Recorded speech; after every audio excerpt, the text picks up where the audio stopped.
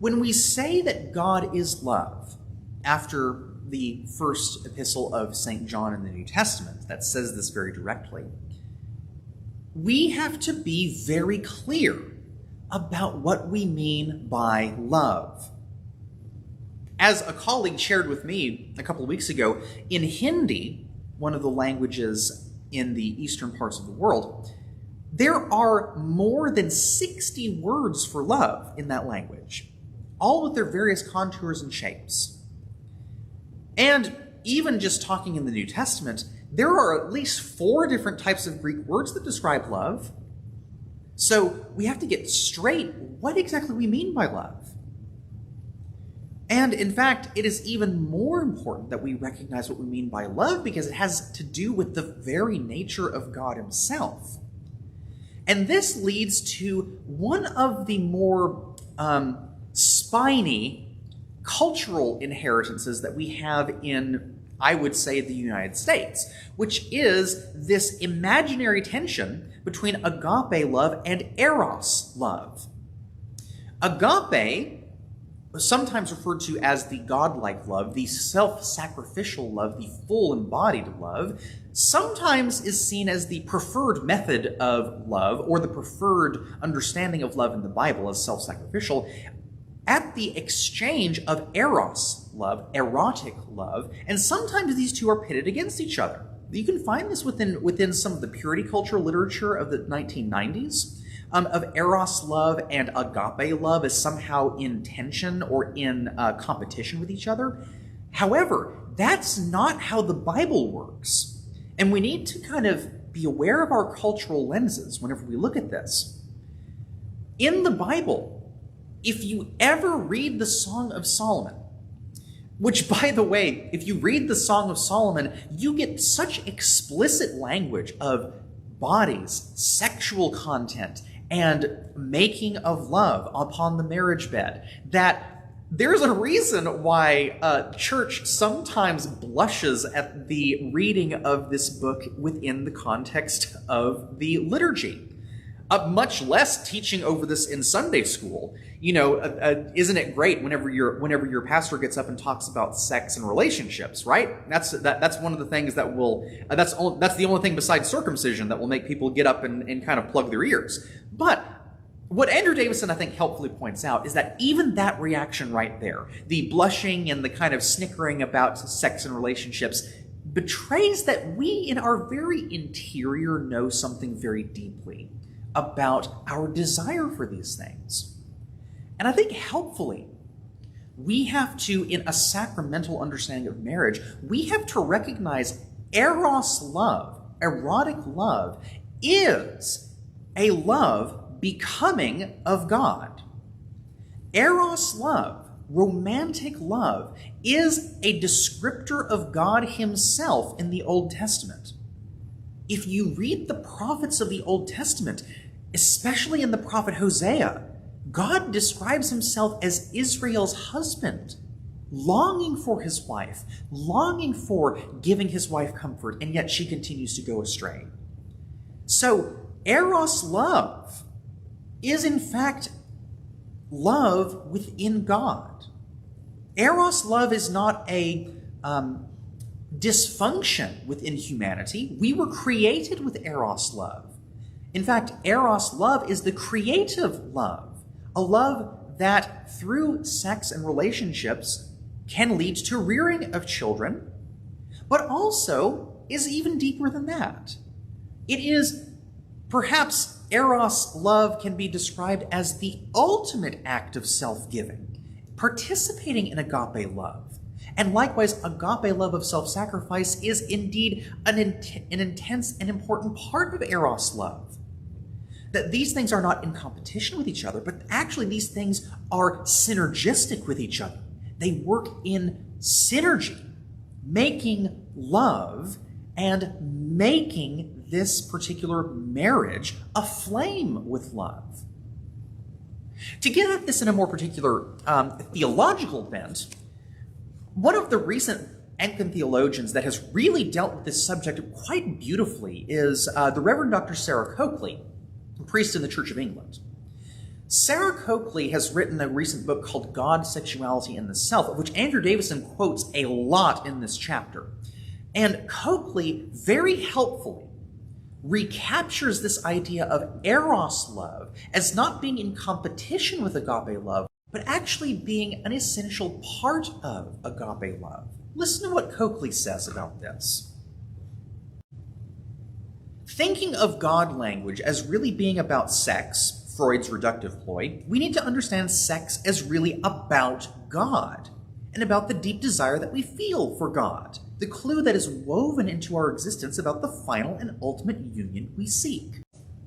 This is in Sarah Coakley talking about turning Freud on his head, whereas Sigmund Freud would say that, well, all God talk is really just describing sex. Rather, actually what Coakley does is say, no, our talk about sex is actually about God. Because God desires union with us, we deeply desire union with God. And likewise, one of the parallels that we do is we deeply desire deep and abiding union with someone else. Likewise, in this particular either act of sex or act of marriage, that is part of our longing for God, not simply a reductive animal instinct, so to speak. It actually is shot through with a theological aspect of union with God. Eros and agape are not in contention with each other, but rather they are in fact part and parcel of the love of God himself. It also comes into effect whenever we say we are forsaking all others and choosing one person in fidelity. Because eros love, in a very real fashion, blossoms when we know beyond a shadow of a doubt that our partner in marriage is committed to us for life, and that they are not looking for eros outside of the marriage bed. As G.K. Chesterton actually put, who, by the way, he and his wife had a long and warm marriage. G.K. Chesterton said that the act of choosing his wife and remaining faithful to her always is a small price to pay for calling her his wife at all. It is a deep and abiding thing when one is bound together in love, in eros, in romance, the particular fire that is kindled and is tended to by agape love, self-sacrificing love, that it is in fact a deeper eros that we enter into in marriage. I'll go ahead and put my own kind of contour on this. I've been married for 7 years now, and I would tend to say that I love my wife way more than I did whenever we first were married. And not merely in the act of replacing eros love with agape love, but rather eros love actually has deepened because of this commitment to each other.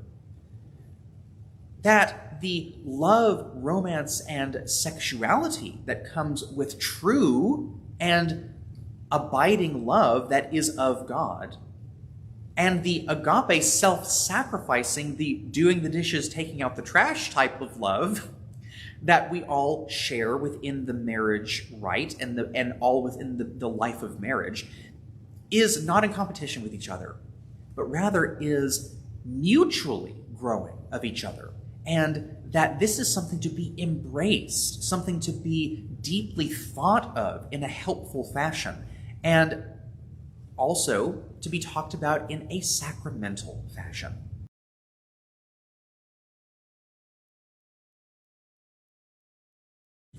Let's go back to the example that we had in The Princess Bride with Princess Buttercup and Prince Humperdinck. When we talk about form and matter in sacraments, we are dealing with something in a little bit different fashion than if we were talking about form and matter as it comes to the Holy Eucharist or as it comes to baptism. Form and matter are relatively straightforward in those cases. In marriage, however, it is a far more complex series of understanding form and matter because we're dealing with a sacrament happening outside of the action of merely the priest or deacon or bishop. There's something that's happening that we're witnessing and blessing. And so God is enacting a sacrament in form and matter, which is what God does in sacraments.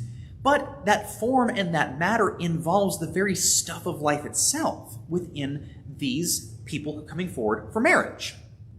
In the rite of marriage, it can involve the exchange of rings, and it can involve the prayer before God, the solemnization of the marriage, the blessing of the couple. But thinking about the example of Princess Buttercup and Prince Humperdinck, we know comedically in that movie, there's not really a marriage going on here.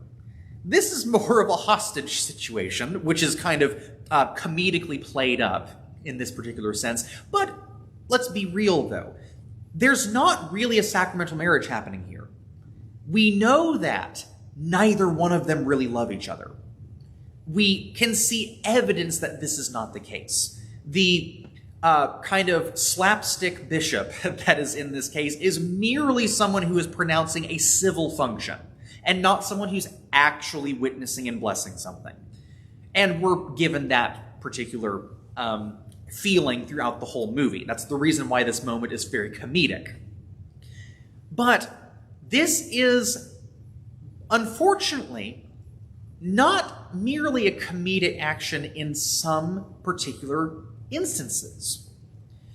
There are, all the time, people who come forward aflame with eros passion, who have made no commitment to each other in agape. They have the flames of romance, the power of sexual need for each other, and maybe even the rearing of children. In the act of sex, perhaps there is a conception that happens of a child, but there are all kinds of examples of people who immediately break off, who have one-night stands and then leave, and both of them are made more hollow on the inside.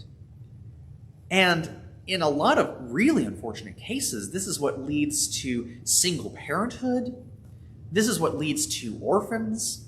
This is what leads to elective abortions, which are tragedies in all of these various purviews. But it becomes a dysfunction, a disfigurement of the sacrament of marriage. And while Prince Humperdinck and Princess Buttercup might have a comedic effect, it is anything but comedic when it happens in our society so often that it becomes a statistic that, more than 50% of marriages will end in divorce within the United States? What a tragic statistic. But I think there's a helpful gloss, however, in the Christian tradition, which is that, was it really marriage to start with? Again, merely the pronouncing of something civilly, of these two people are married by a civil contract, does not mean it's a marriage. And I think we can take a look at the Roman Catholic understanding of marriage as indissoluble, and the distinction that they make between marriage and annulment.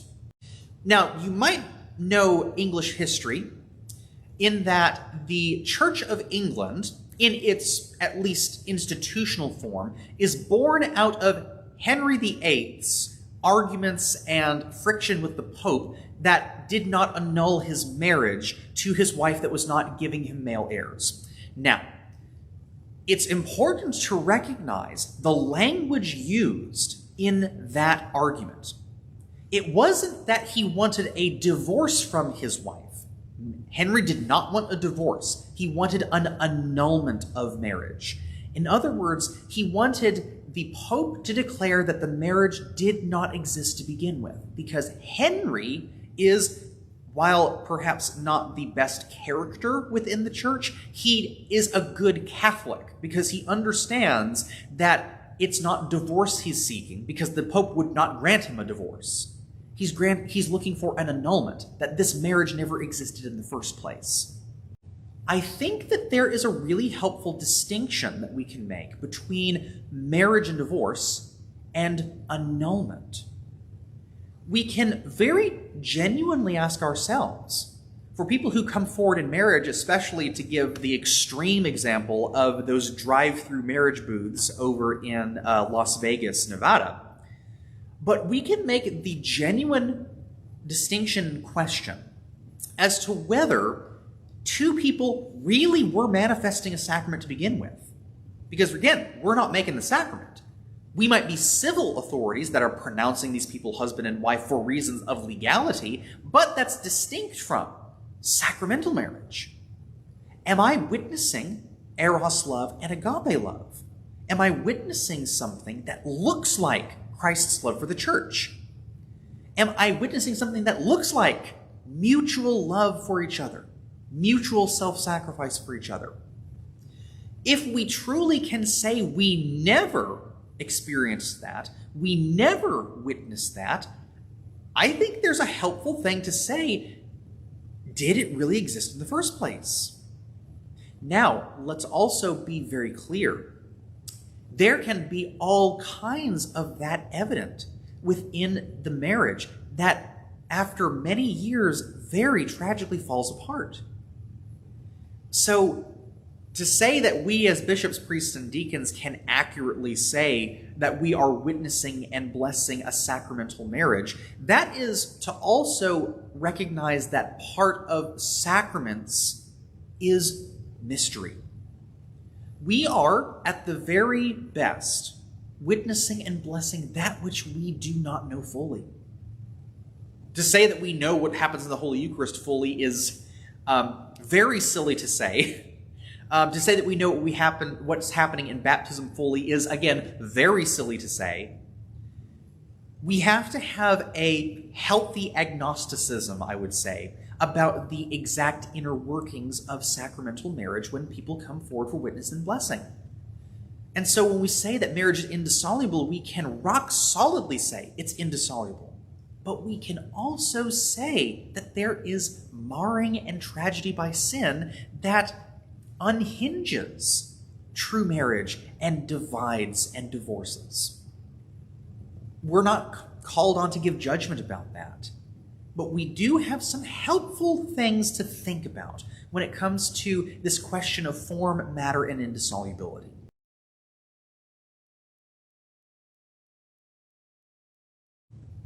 So we've talked about marriage, eros, agape, things like that, the goods of marriage, sacramental act of marriage.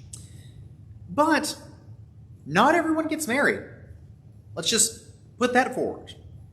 There are those who are called to singleness. There are those who are called particularly to live as those who are not married. We have all kinds of examples of these people in the Christian tradition. St. Paul was never married. Jesus Christ himself was never married. We have people throughout the tradition that were never married. And yet we would never say, especially for our virtuous saints, that they did not manifest in themselves agape and eros love. You might find that funny to say, but when we look at the mystics of the Middle Ages, especially Teresa of Avila, we think of the mystics who had mystical experiences of Jesus, and in fact, mystical experiences of Jesus as husband, Jesus as lover, of Jesus as the consummating aspect of one's spiritual life, longing for union with Christ. And so to say that eros love is somehow confined to only the marriage relationship and to exclude singleness as having a capacity for eros love for Christ, once again, is a cultural inheritance that is not biblical. Eros love is so deeply a part of our mystical experience of Christ, and many of the mystics of the Middle Ages were vowed religious who were celibate. They had erotic experiences of Christ, erotic experiences of God. That sounds weird to us in the United States, but it was so utterly not weird to those within the Middle Ages. We have to check our cultural understanding of what we think about eros love. Again, we are tempted, to put eros against agape, but that's not how the Bible works. And likewise, that's not how the theology and the prayer of the church is operated. Union with Christ is what we pray for. Union with God is what we long for. Eros is about perfect union. But with that, singleness. One of the things that we have to get straight in our heads is that we have people who are called to this. We have people who don't particularly feel eros and agape love for another human being in mutual fashion. There are those who are called to mutuality to Christ. And this is why reading St. Paul's letters with an even keel understanding of singleness is very important. Paul himself, not being married, says in his letters and his guidance to those who are married or seeking marriage or things like that, that he actually wishes people would be like he was. If you cannot keep yourself from passion, you may marry. Again, one of the goods of marriage is the avoidance of sin. But for St. Paul, he said, it would be better for you to be like I am, so that you are committed fully only to Christ. However, if you read St. Paul's mystical writing, especially about the cross, you cannot get away from eros love that Paul has for God. When we read the wonderful passages about the crucifixion, I am crucified with Christ. It is no longer I who live, but Christ who lives within me. Therefore, the life I live to God. I no longer live to myself. You talk about mystical union right there. Paul gets eros love because he has it for God. And that's how it should be. Paul also gets agape love, self-sacrifice, especially for his missionary efforts on behalf of the churches. He was flogged several times, 40 lashes minus one, in the synagogues. He was stoned. He was left for dead. We see this as self-sacrificing on behalf of the church, a manifestation of Christ's love for the church. Paul, a single person, gets this stuff. So likewise, single people are called to particular vocations of singleness. Some of them remain single and are perfectly serving the Lord in their particular ways. Some single people take on lives of celibacy, particularly within vowed monastic life, such as our monks and nuns of the Benedictine orders, and such as in the Episcopal Church of the Brothers of the Holy Cross and the Sisters of St. Mary.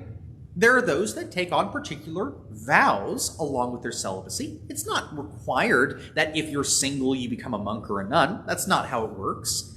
But as it comes to sacramental action, there's not a deficiency in those that remain single. Rather, there is a fullness. We need both those who are sacramentally showing us the reality of Christ's love for the church in marriage, and we need the solidarity of Christ's love made manifest in someone who is so committed to God, so in love with Christ, that they don't take on the sacrament of marriage with someone else in this life.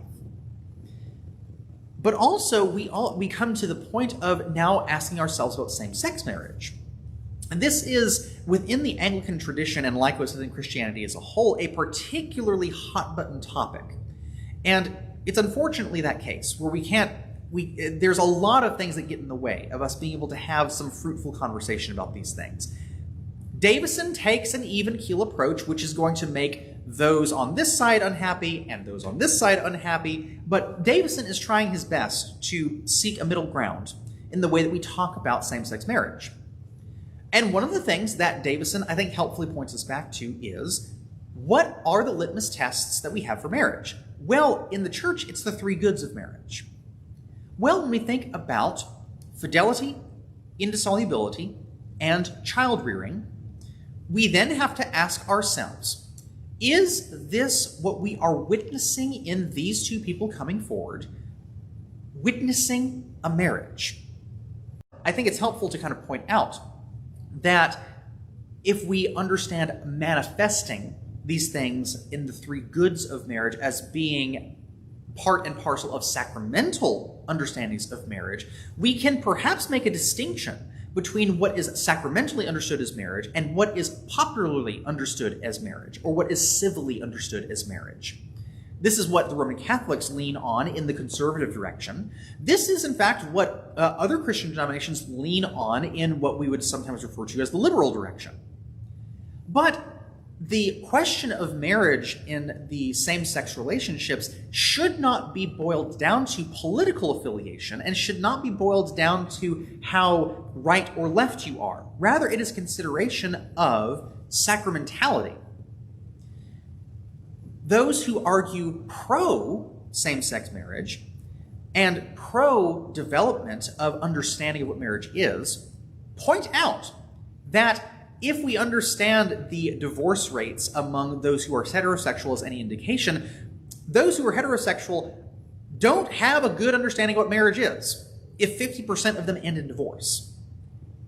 And if we see, as we see in a lot of cases, those who have in same-sex marriages have remained committed indissolubly from one partner for the entirety of their lives, even though the legal authorities do not observe and see this, and even though the church does not witness and bless it, the indissolubility and fidelity pieces are there.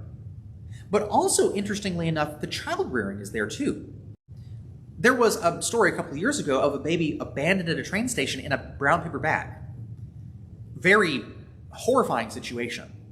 And same-sex couple on the tube over in Britain see this baby, and they take the baby in. They were planning on putting the baby up for adoption, and then they have a conversation in themselves. Why not adopt? They decided to go through that process, and it was a years-long process. But they ended up adopting their son. Not only did they manifest in some particular fashion the mystery of self-sacrificing love for this baby, but they also, in a way, manifested the three goods of marriage that was neither recognized by legal authority nor witnessed and blessed by the church. This is going to be a question that is going to be continually pored over, continually happening, and is going to shape the way that church operates moving forward. From the clerical perspective, in the wide swath of these things, as both a married person and also as someone who marries people, the helpful distinction that theologically we rely on is the question, not of what we are doing, whether we are marrying someone. We don't do that. Rather, what we are asking ourselves, are we witnessing a marriage happening? Are we witnessing God active in this particular fashion? And helpful ways of understanding the ways of which the church has understood marriage is in those goods of marriage. And if we see the manifestation of those goods of marriage, then as bishops, priests, and deacons, we can fully and wholly say consciously that we can witness and bless it.